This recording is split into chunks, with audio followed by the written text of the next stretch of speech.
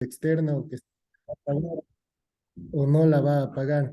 También el aumento de la delincuencia, el aumento de la corrupción, hacen que este riesgo país aumente en un porcentaje. Este indicador también es muy tomado en cuenta por las empresas extranjeras y por los inversores extranjeros. ¿Para qué? Para ver si es factible invertir o no su dinero en ese país. El riesgo país, aparte de también ser evaluado por porcentaje, también se lo califica por puntos. Según mi investigación, cada punto porcentual o cada unidad porcentual representa 100 puntos. Es decir, que si en Chile en el 2017 tenemos 3,13% de riesgo país, lo multiplicamos por 100 y tendríamos 313 puntos de riesgo país en el año 2017 y así para cada año, ¿no?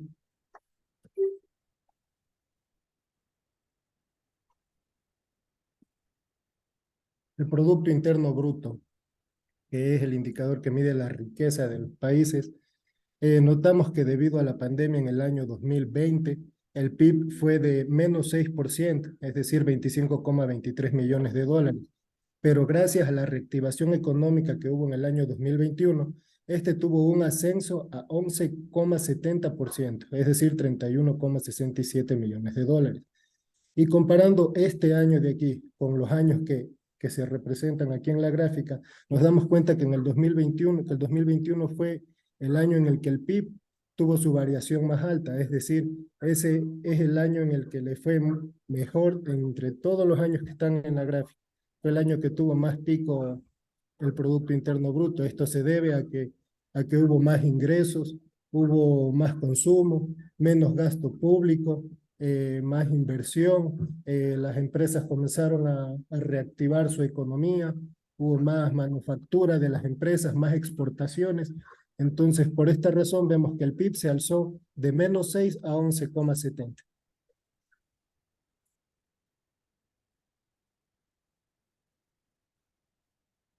Ahora les voy a hablar un poco acerca del PIB per cápita.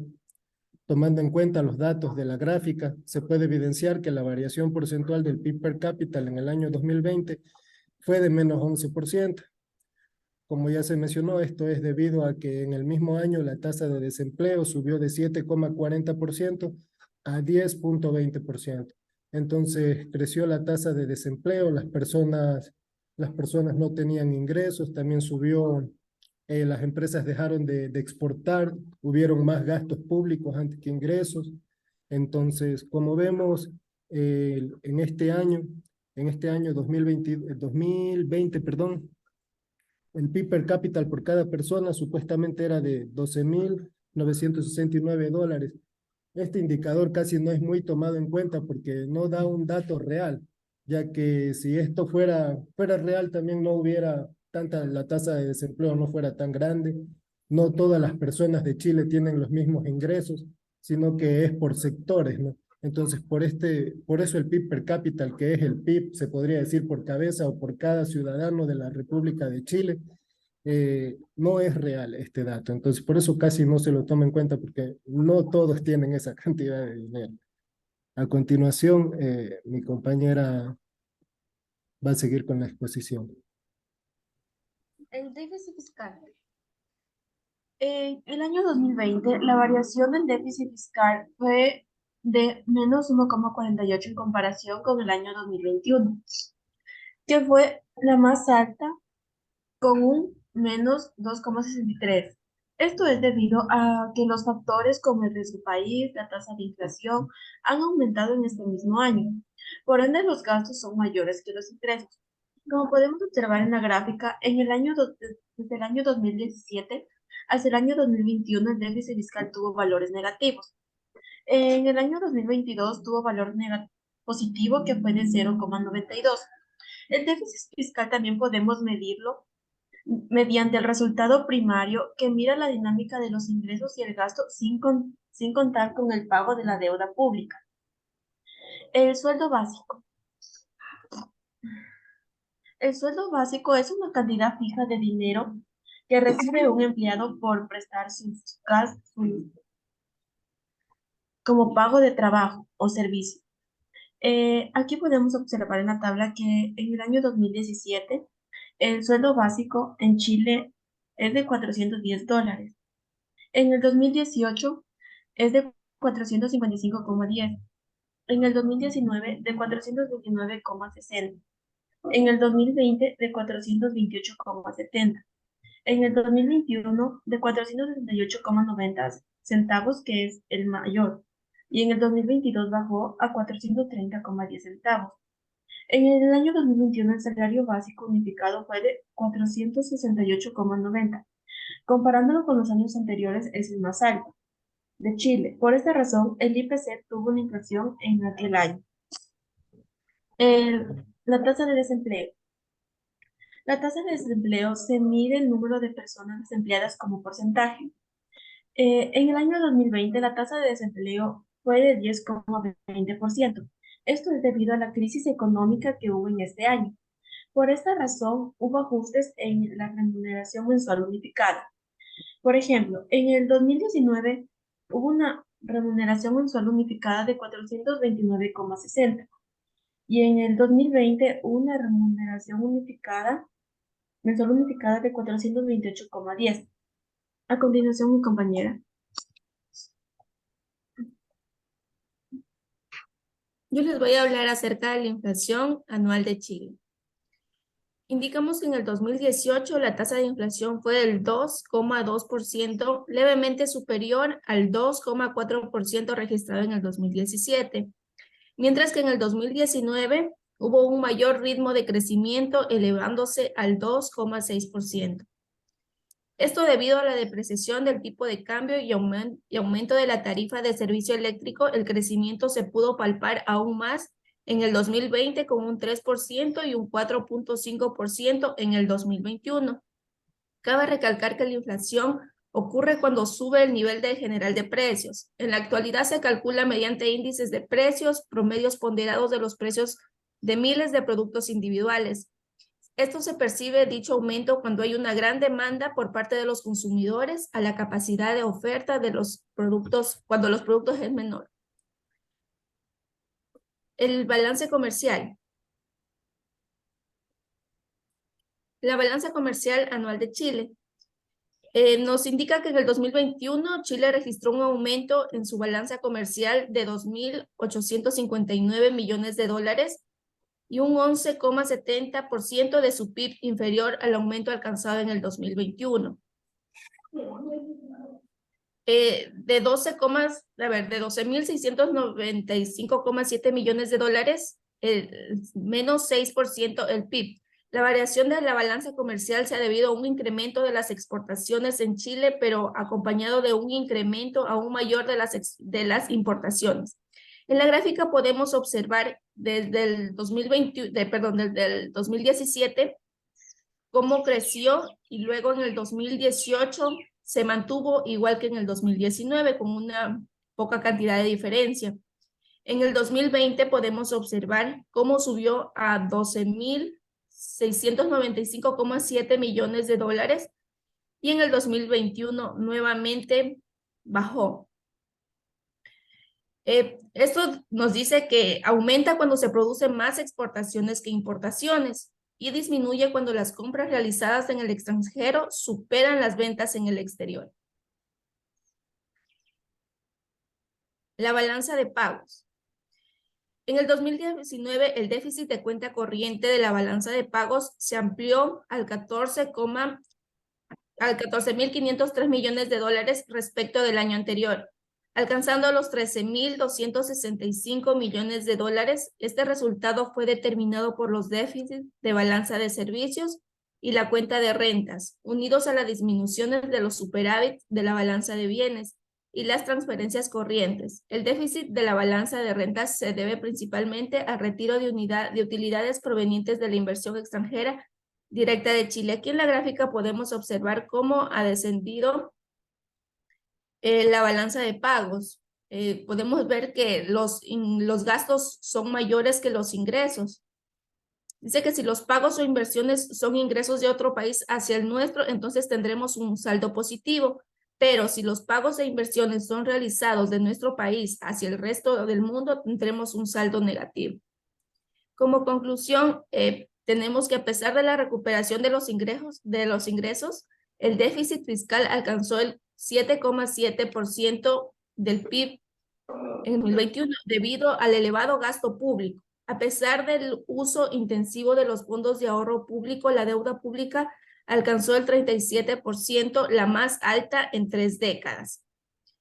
También se puede definir que la irrupción del COVID-19 creó un nuevo escenario fiscal para el gobierno central, al producirse una caída real del 10,6% de los ingresos totales y aumento real del 11,4% del gasto total en comparación a los valores del 2019. De esta forma, en un marco de caída del PIB, el déficit fiscal pasará al 2,8% en el PIB del 2019. Muchas gracias. A continuación, una frase del escritor Henry Hazlitt. En una economía, si trabas en que los salarios, costos y precios quedan a merced del libre juego de la competencia, las perspectivas de beneficios deciden cuáles serán los artículos que se produzcan, en qué cantidades y cuáles los que le han de producirse en absoluto. Muchas gracias. Muy bien, gracias al grupo por su exposición. Muy interesante, la verdad. Me falta solo una pregunta de mencionarles. Dentro de lo que ustedes mencionaron del déficit, balanza de pagos y la balanza comercial, hablaron de la tasa de cobertura. ¿Qué es la tasa de cobertura?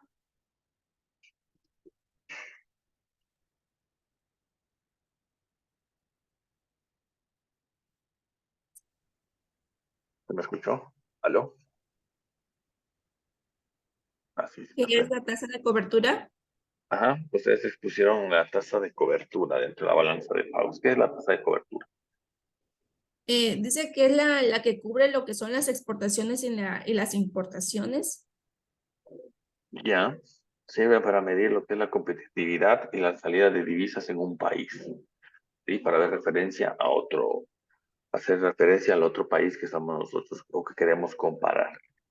Sí, chicos, listo, muchísimas gracias por la presentación, muy buena, la verdad. Gracias, estuvo muy completa y también bastante resumida. Bien, pasamos al siguiente grupo, por favor.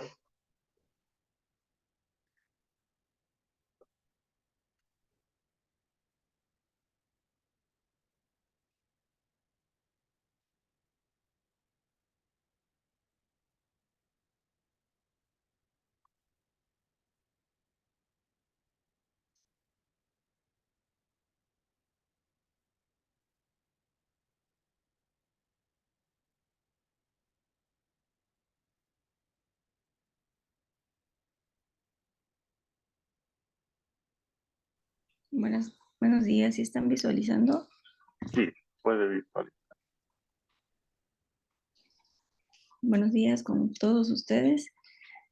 El día de hoy analizaremos los indicadores macroeconómicos del país de Perú dentro de los años 2017 y 2022. Nuestro grupo integrado por Karen y mi persona, hablaremos primero sobre un poco de información general del Perú y luego pasaremos al análisis de los indicadores. Perú está situada en América del Sur, tiene una superficie de 1.285.220 kilómetros cuadrados, por lo que se considera uno de los países más grandes también. Perú, su capital es Lima y su moneda es soles.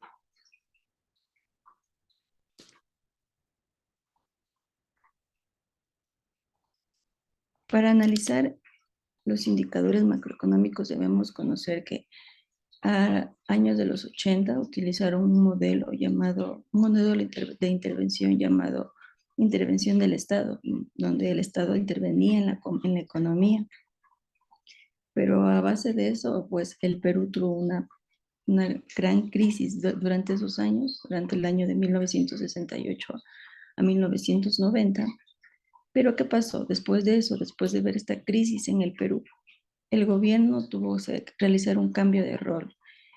Fue necesario también cambiar la constitución, tuvieron que cambiar reformas en los mercados, tanto laborales como financieros y como externos, a la cual le llamaron el margen del mercado libre. Eh, para ello, después de este cambio de rol del Estado, pues hubieron, podría decirse, unos resultados entre positivos, pero más positivos que negativos al comparar con la crisis anterior. Para esto vamos a hablar primero sobre los resultados del PIB, ya que este modelo pues se mantiene en vigencia todavía. Comencemos con lo que ha pasado en el país durante la evolución de la economía, durante la evolución del PIB. Como ustedes pueden observar aquí en el primer gráfico, tenemos un gráfico, un PIB anual desde el 2007, pero enfoquémonos más en lo que es el 2000, un poquito más adelante lo que es el 2014 y el 2019, pues el PIB alcanzó una tasa de crecimiento promedio del 3.1%, muy por debajo a comparación del 2010 al 2013, que fue de 6.7%.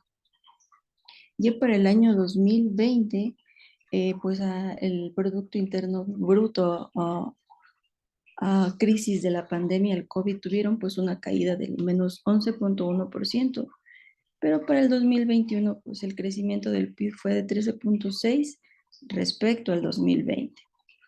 Este resultado se vio, del resultado del 2021 pues se vio inmerso en la inversión privada y también un fuerte impulso en la inversión pública, logrando pues así que en el 2021 tenga un muy alto nivel de inversión privada en el Perú. Siempre se dice pues que un país crece cuando hay mayor inversión, tanto privada como pública, y en este caso el Perú, el 80% es de inversión privada. Miren, en el siguiente gráfico, en el último, el de acá abajo, el PBI en el año 2020, si ustedes ven el gráfico, Perú ha tenido una de las caídas más fuertes en América Latina de menos 11.1%. Obviamente luego le sigue Venezuela con el menos 27.5%. Pero ya para el 2021, la recuperación más importante es la de Perú, con una tasa del 10.7% pues respecto a los otros países. Conociendo lo que es el PIB anual de Perú, pues damos paso al PIB per cápita, que no es más que saber eh, lo que tenemos del PIB anual, pues dividido para la población de cada año.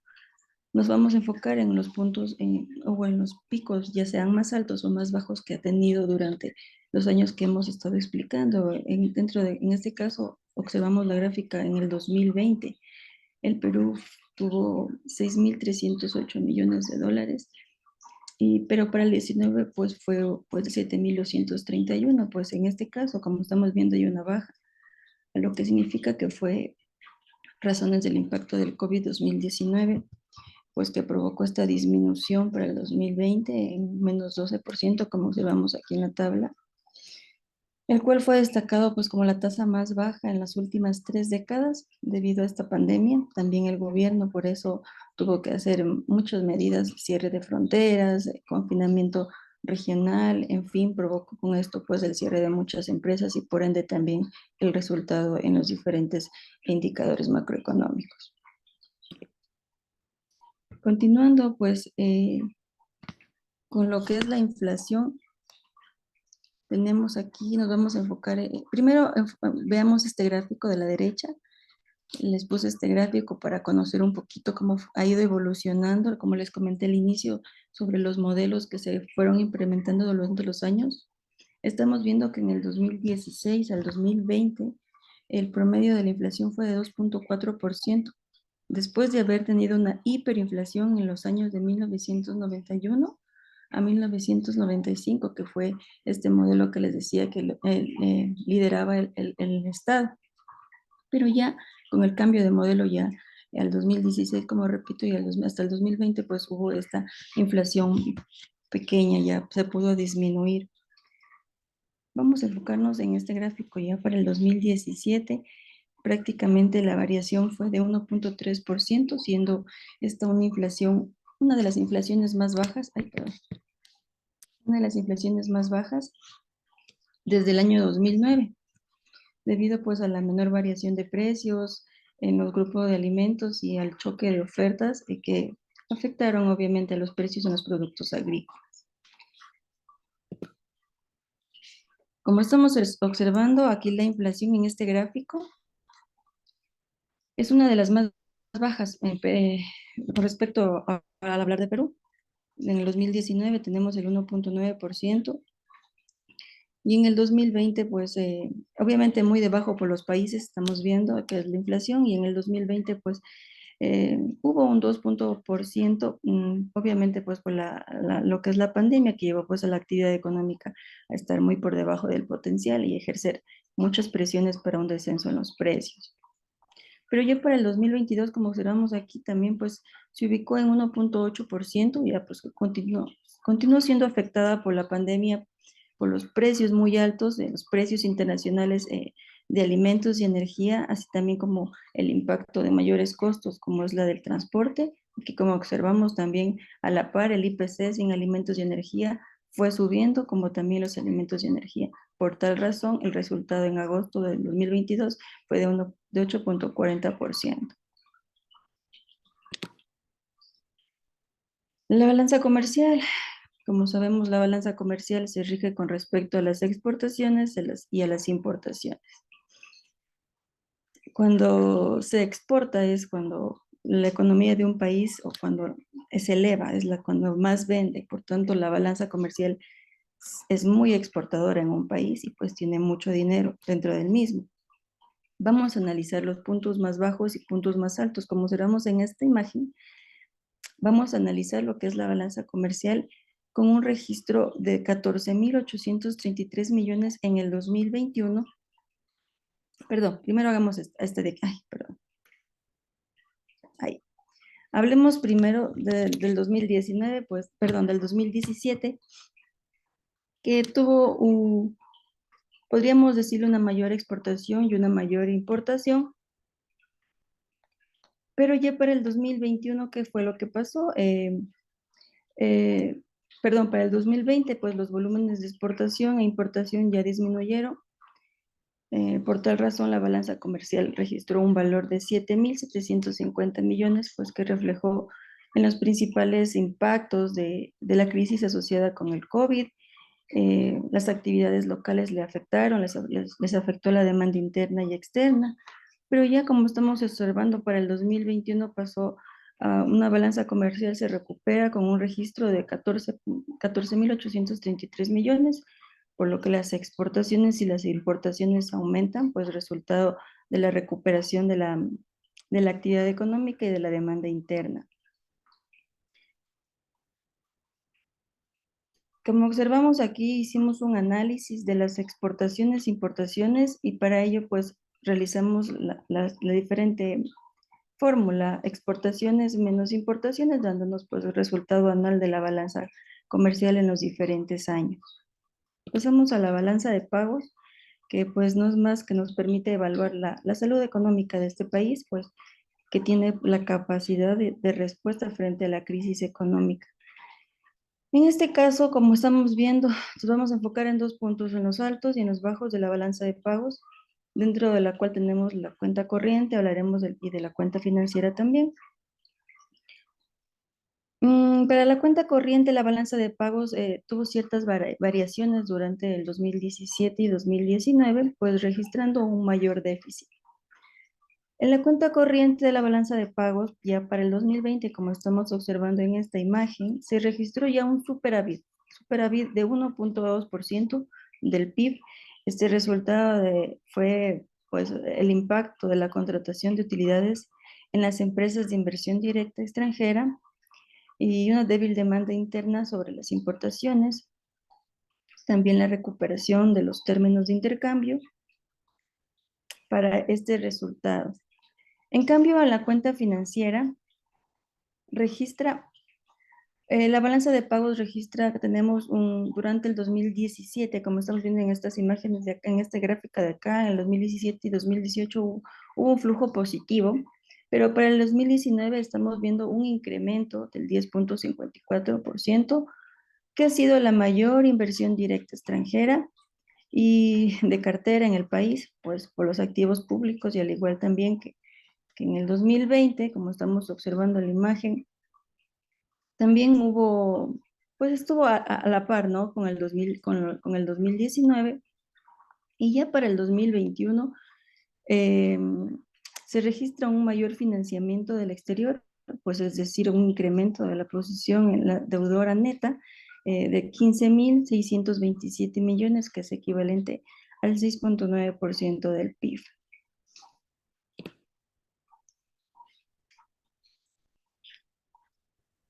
Continuamos con el siguiente indicador macroeconómico, el cual es el déficit fiscal.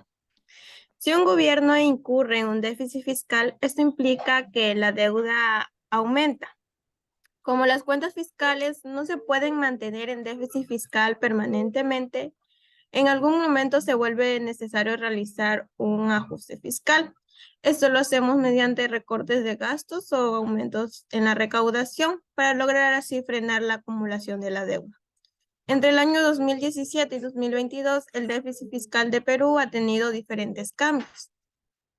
El déficit fiscal de Perú ha sido muy bajo entre el año 2017 y 2019, como podemos ver en la tabla.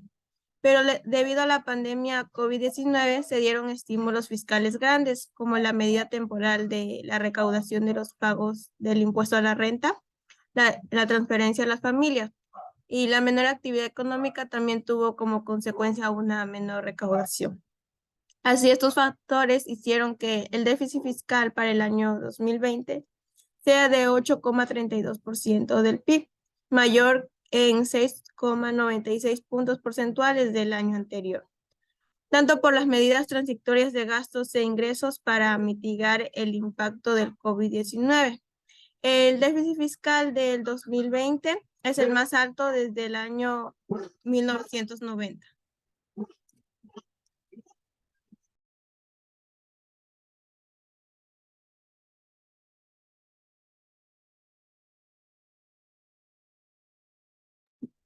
El riesgo país.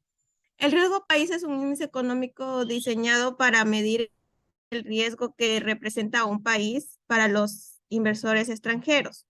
Como podemos darnos cuenta en la tabla, el riesgo país de Perú en enero de 2018 empezó con 119 puntos básicos y terminó con puntos muy altos en diciembre de 168.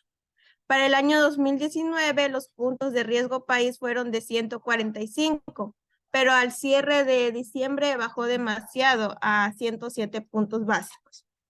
La baja del riesgo país de Perú se refleja en las menores tasas de interés a las que acceden los agentes económicos en el mercado de capitales. Esto es en beneficio de la actividad económica.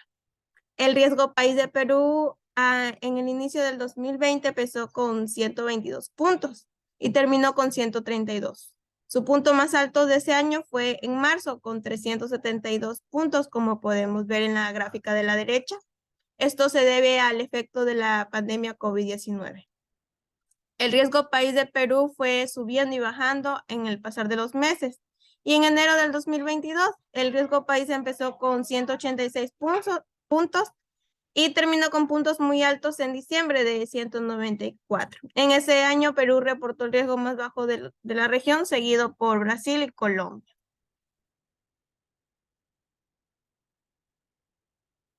La tasa de desempleo. La tasa de desempleo nos ayuda a medir el nivel de desocupación en relación con la población activa, es decir, la parte de la población que estando en edad, condiciones y disposición de trabajar no tiene puesto de trabajo. Analizando la tasa de desempleo de Perú, pudimos conocer que la tasa de desempleo en el año 2019 se mantuvo entre el 6% desde enero de ese año hasta enero del 2020. Pero ya en los siguientes meses, en mayo hasta noviembre, para ser específico, subió demasiado entre el 15 y el 16%. Y en diciembre de ese mismo año hasta enero de 2021 se mantuvo con el 13%. Ese aumento de desempleo se debe a lo mucho que afectó la temporada de pandemia, dejando a muchas personas sin trabajo debido a las complicaciones del comercio. Ya en 2022, en diciembre, se volvió a normalizar la tasa como en los años anteriores con un porcentaje de 7,11%. El salario básico. El sueldo básico es la cantidad fija mínima de dinero que recibe un empleado mensualmente como pago del trabajo o servicio que presta una entidad o entidad pública o privada. En 2018, Perú tuvo un salario básico de $260,70, que serían 850 soles. En Perú, el salario mínimo es relativamente elevado con relación a la remuneración promedio. En el año 2021, la remuneración subió a 930 soles. Esto representó que el 50,7% de los ingresos promedios de los trabajadores dependientes trabajan a tiempo completo y el 77,50% es de la mediana de los ingresos. Como podemos darnos cuenta en la tabla, en soles se ha mantenido la misma cantidad del salario, pero ya en dólares ha cambiado. Esto se debe a la subida y la bajada del dólar a lo largo de los años. En el año 2022 se subieron 95 soles mensuales más al año anterior, dando un total de 1,025 soles. Eso serían $253,50. Podemos darnos cuenta que el sueldo básico de Perú es muy bajo, incluso aún subido ese año, y eso se debe también a la devaluación del sol en comparación al dólar estadounidense. Después de analizar los indicadores macroeconómicos indicados de Perú, llegamos a la conclusión de que el país peruano en estos últimos 6 años ha tenido diferentes cambios en sus indicadores macroeconómicos.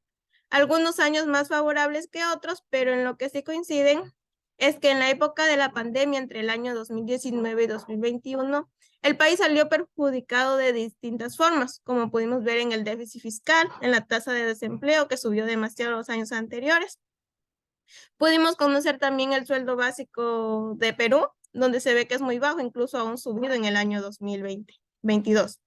Los efectos económicos de la pandemia sobre las economías incidieron también en un crecimiento de la desigualdad, en altos índices de pobreza y una lenta recuperación del desempleo, afectando negativamente la calidad de las personas. Muchas gracias.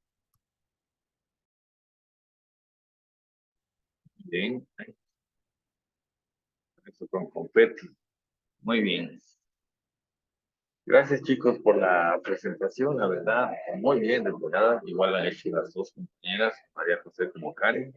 Karen Celi, a los tiempos que la veo, que la reconozco. Oye, bueno, a veces estas presentaciones, porque ya los logro reconocer por lo menos ya de manera virtual. Bien, chicos, se me queda tal vez algún grupo. ¿Alguien se quedó sin presentación? ¿No? Perfecto, chicos. Nosotros con esto damos por terminado lo que es la exposición.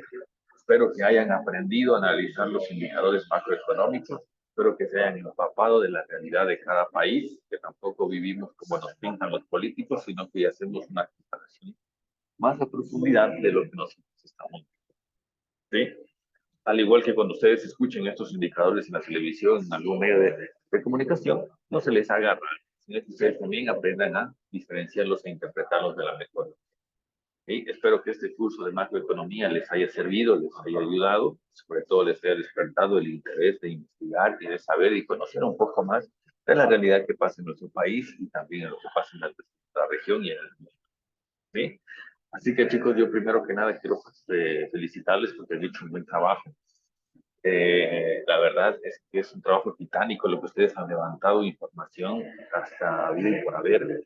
Algunas veces no han encontrado toda la información y eso es parte de la investigación. Eso es parte de los pequeños brechas o baches que uno encuentra dentro de la investigación, pero lo importante es que lograron sacar la mayoría de datos. ¿Sí? Y eso dice mucho de ustedes, sobre todo cuando ustedes están comprometidos con un trabajo, con una... ¿Sí? Así que yo de mi parte estoy satisfecho, contento con este grupo, la verdad que me ha tocado trabajar. La verdad ha sido muy participativo, se han preguntado mucho y me ha gustado la verdad. Sin embargo, para terminar, todos han tenido una buena presentación, todos han tenido una excelente nota y esto lo voy a subir yo a la académica el día de hoy para que se